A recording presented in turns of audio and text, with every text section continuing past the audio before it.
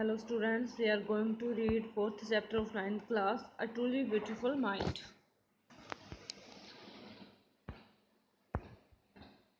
ये ब्रश वाली ऐप अब रहेगी हमारी.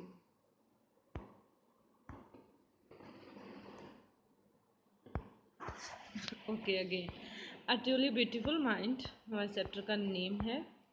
इस चैप्टर में हम रीड करेंगे कि जीनियस का एक्चुअल मतलब जीनियस कौन है.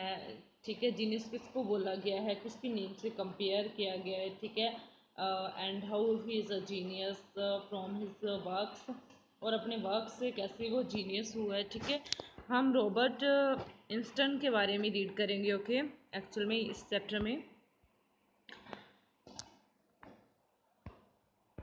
Why do you think when you hear the word genius?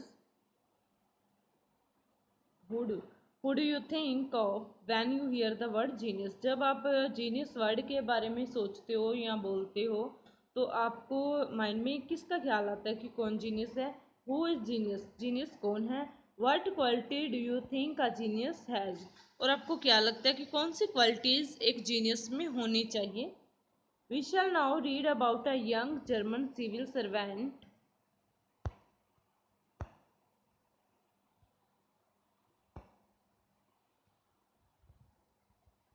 who took the world by storm about 100 years ago. हम ऐसे जर्मन सिविल सर्वेंट के बारे में रीड करेंगे जिसने कि अपने स्टॉर्म के द्वारा मिनटों से दैट अपने इन्वेंशंस के द्वारा 100 years ago के वर्ल्ड को हिला दिया. In the summer of 1905 the 26-year-old published in quick succession four groundbreaking papers about light, the motion of particles, the electrodynamics of moving bodies and energy. His work took up only a few pages in scientific journals but changed forever our understanding of space, time, and the entire cosmos, and transformed the name Einstein into the synonym for genius. तो जो Albert इंस्टन थे उनके जो work हैं, ठीक है, space के बारे में जो भी उनकी इन्वेंशंस थी, उनके पेपर्स थे, मीन्स उनके जो भी इन्वेंशंस थी वो उसने क्या है एक क्या इतना मतलब हमारी जानकारी, हमारी अंडरस्टैंडिंग अबाउट द स्पेस बढ़ा दी, इंक्रीज कर दी है. ठीक है, जिसकी वजह से जो नेम है इंस्टीन का वो हम उसे क्या बोल सकते हैं, जीनियस भी बोल सकते हैं. सिनोनियम हम इंस्टीन के नेम को जीनियस या जीनियस की जगह पे इंस्टीन का नेम हम ले सकते हैं. 50 years after his death Albert Einstein genius still reigns. तो उसकी डेथ के बाद भी क्या है, अब उसका जो नेम है, ठीक है, फेमस है, फेम मिला हुआ उसे.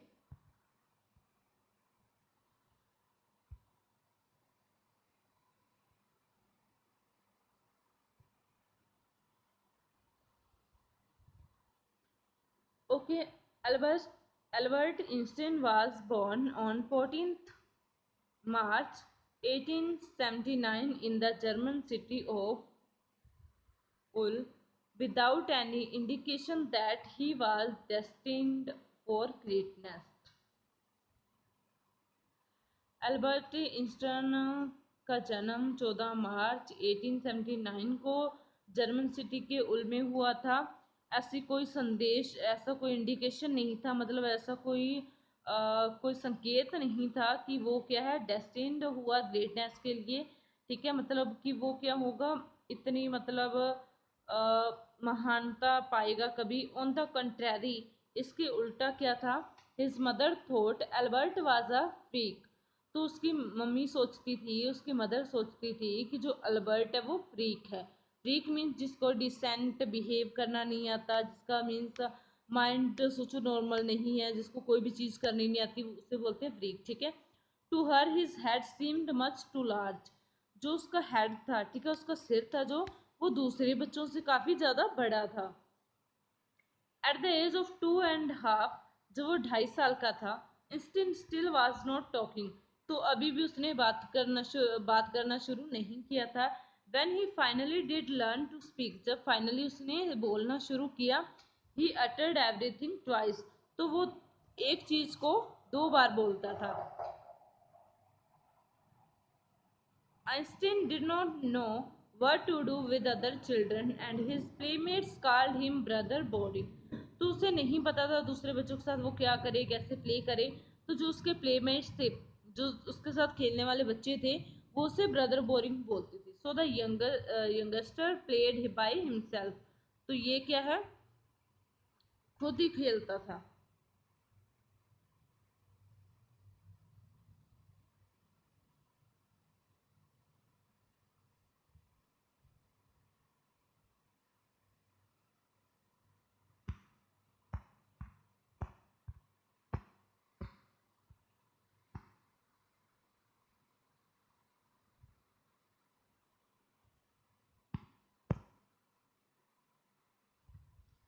By himself much of the time, ज़्यादा टाइम वो खुद ही अपने आप में खेलता रहता था।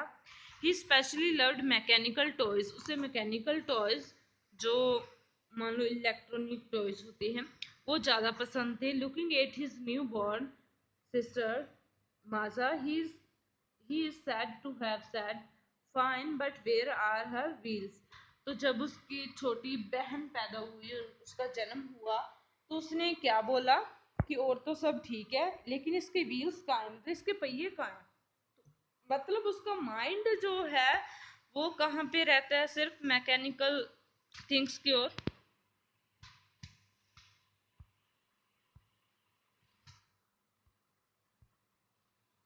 A headmaster once told his father that what Einstein chose as a profession wouldn't matter because he should never make a success at anything. एक बार उसके हेडमास्टर ने उसके फादर को बताया था कि चाहे जो इंस्टीन है वो चाहे कोई भी प्रोफेशन चूज कर ले, कोई भी प्रोफेशन सिलेक्ट कर ले, ये कोई मैटर नहीं करता, क्योंकि उसे लगता है कि वो कभी भी किसी भी क्षेत्र में सक्सेस नहीं पा सकता, सफल नहीं हो सकता। इंस्टीन began learning to play the violin at the age of 6। जब 6 साल का हो गया तो वायलिन बजाना शुरू किया इंस्टाइन ने,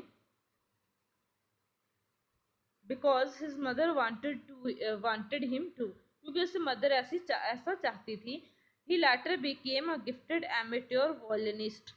फिर बाद में क्या है, वो एक अच्छा वायलिनिस्ट हो गया, मतलब अच्छा वायलिन बजाने वाला हो गया। एमेट्योर होता है doing something for personal enjoyment, जब हम क्या करते हैं अपनी मतलब पैशन के लिए, अपने शौक के लिए कोई काम करते हैं, तो उसे एमेट्योर बोलते हैं। Maintaining the skill through out his life. तो ये जो स्किल थी, ठीक है, उसने क्या अपनी पूरी लाइफ में मेंटेन रखी, मतलब वो वायलिन हमेशा बजाता रहा। But Albert Einstein was not a bad pupil. Pupil होता है स्टूडेंट, तो वो एक बैड पुपिल नहीं था, बैड स्टूडेंट नहीं था। He went to high school in मुनिक।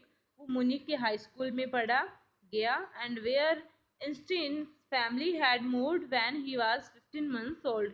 जो 15 मंथ्स ओल्ड का था तो उसकी फैमिली मूव हो गई थी। And scored good marks in almost every subject. और उसने अच्छे मार्क्स लिए थे सभी सब्जेक्ट में। Einstein hated the school's regimentation and often clashed with his teachers। जो रेजिमेंटेशन होता है मतलब बहुत ज़्यादा जो डिसिप्लिन होता है, ठीक है, तो स्कूल के बहुत ज़्यादा डिसिप्लिन से अल्बर्ट इंस्टीन को बहुत प्रॉब्लम थी। वो हमेशा अपने टीचर से क्लेश करता था, मतलब झगड़ता था इस बात पे। एट द एज ऑफ 15, जब वो 15 साल का हुआ, Einstein felt so stifled there that he left the school for good. Einstein ने वहाँ पे क्या फील किया, फेल्ट किया, स्टिफल्ड मतलब सफोकेशन होने लगी उसे, तो उसका दम घुटने लगा स्कूल में, इतने ज़्यादा डिसिप्लिन से, तो उसने स्कूल छोड़ दिया।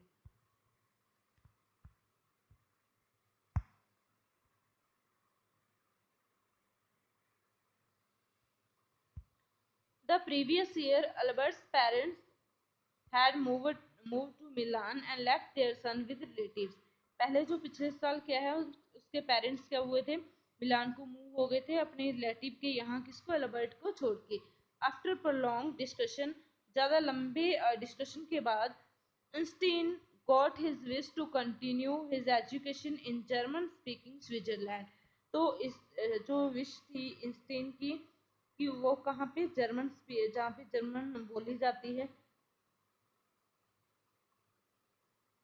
स्विट्जरलैंड में अपनी जो स्टडी है कंटिन्यू करना चाहता है in a city which was more liberal than मुनिक।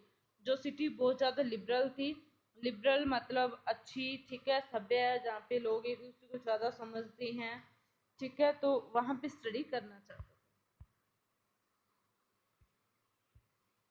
Einstein was highly gifted in mathematics and interested in physics, and after finishing school, he decided to study at a university in Zurich. But science was not the only thing that appealed to the dashing young man with the walrus mustache। Moustache होती है मूछी। जो इंस्टीन थे वो बहुत ही highly gifted थे mathematics में भी, मतलब वो एक्सपर्ट थे मैथमेटिक्स में भी, उनकी मतलब पावर थी जो मैथमेटिक्स की वो ज़्यादा थी, फिजिक्स की भी, ठीक है। तो स्कूल ख़त्म होने के बाद में, मतलब जब उसने स्कूलिंग फिनिश की तो उसने जूरी जूरिक यूनिवर्सिटी में पढ़ने का डिसीजन लिया। पर साइंस ऐसी चीज़ नहीं थी जो उसे क्या इतना डैशिंग बना दे। वल्रस वल्रस मतलब मॉस्टेज के साथ उसकी सुंदर सी दाढ़ी मूछें रखने का मतलब उसे बहुत शौक था, जैसे in this picture as it show काफी यंग और स्मार्ट लग रही है जैसे।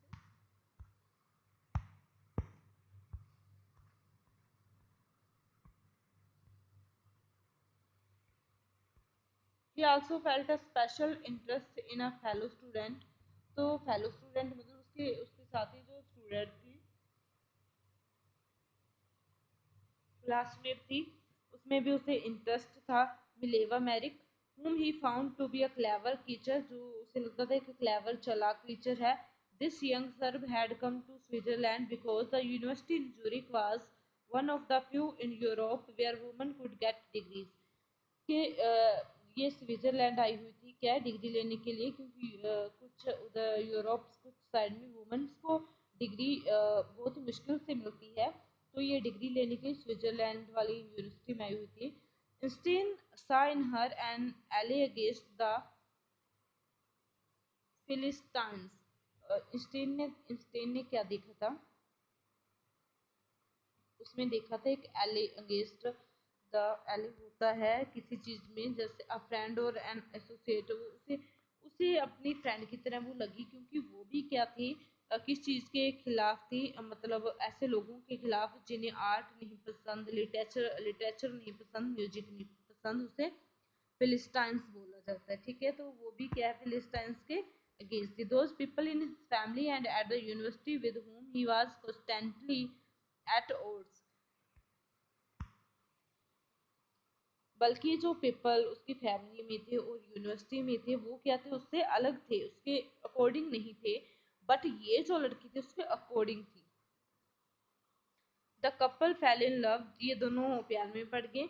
Letters survive in which they put their affection into words, वो लेटर अभी भी हैं जिनमें क्या है, इनके फैक्शन के वर्ड्स लिखे हुए हैं, स्नेह के, मतलब एक दूसरे को जो लेटर लिखे हुए इन्होंने। Mixing science with the tenderness wrote Einstein, how happy and proud I shall be when we both have wrote our work on relati-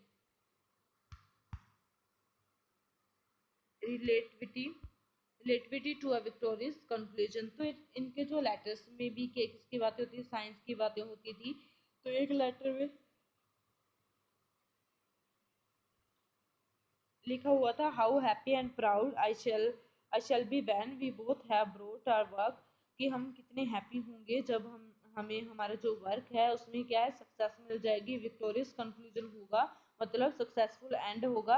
relativity के जो सिद्धांत था, जो थ्योरी थी, ठीक है, इंस्टाइन इंस्टेन की, उसके बारे में।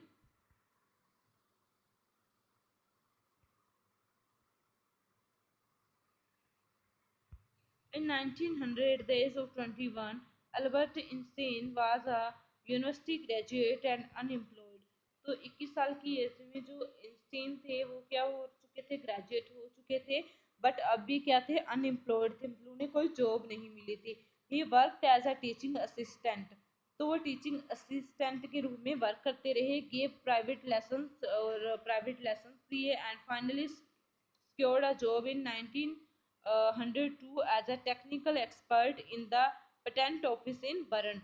बर्न के पेटेंट ऑफिस में फाइनली उन्होंने 1902 में टेक्निकल एक्सपर्ट की job Lee.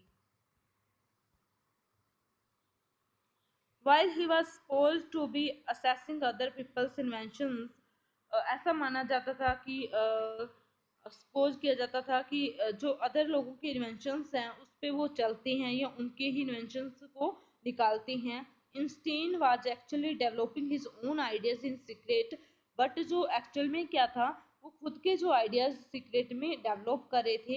He is said to have jokingly called his desk drawer at work the bureau of theoretical physics. वो अपने डेस्क जो ड्रायर था, ड्रोर होता है डेस्क ड्रोर जहाँ पे जो भी थ्योरीज वगैरह रखते थे वो उसे ब्यूरो ऑफ थ्योरेटिकल फिजिक्स बोलते थे।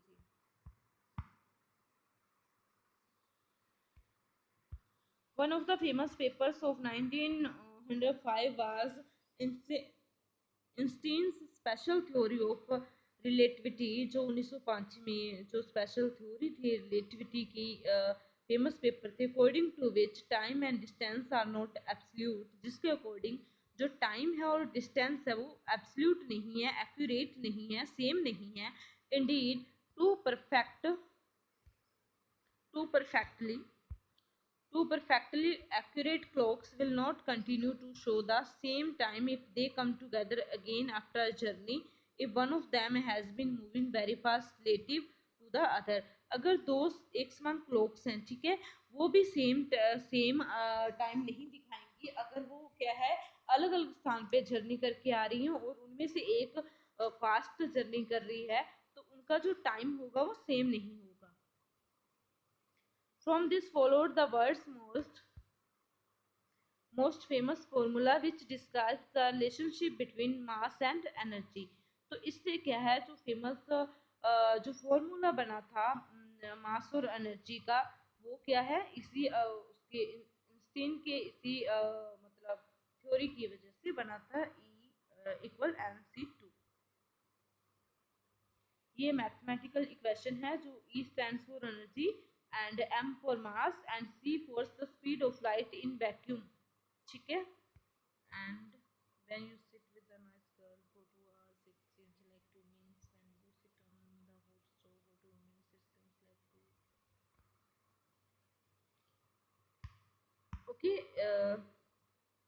रिलेटिविटी की जो थ्योरी है उसके बारे में हम देखते थोड़ा सा। ये क्या है, when you sit with a nice girl for 2 hours, जब आप किसी अच्छी लड़की के साथ बात करने बैठते हो तो आपको 2 आवर्स लगते हैं। इट सीम्स लाइक 2 मिनट्स, तो ठीक है, मतलब जो 2 आवर्स आप 2 घंटे बैठते हो बट आपको 2 ही मिनट लगेगा कि अभी तो थोड़े टाइम हुआ है।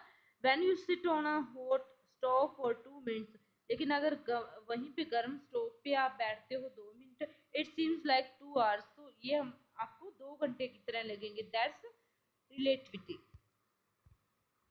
Okay, we will read next.